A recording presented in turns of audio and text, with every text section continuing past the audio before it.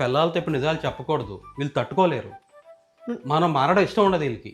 అనుభవించు రాజా, పుట్టింది పెరిగింది లా లా లా లా లా లా లా లా లా.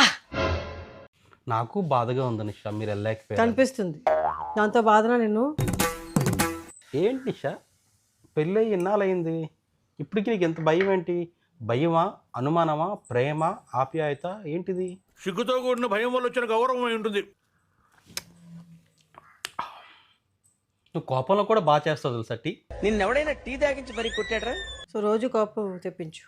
I'm there. నువ్వు వేరేకేం చేయక్కర్లేదు, నీ మొహం చూస్తేనే వస్తుంది కోపం. అర్థమైందా? కొత్తగా ఏం చేయకు. ఏంటో అందరికీ నా మొహం చూస్తే నవ్వు వస్తుంది, నీకు కోపం వస్తుంది.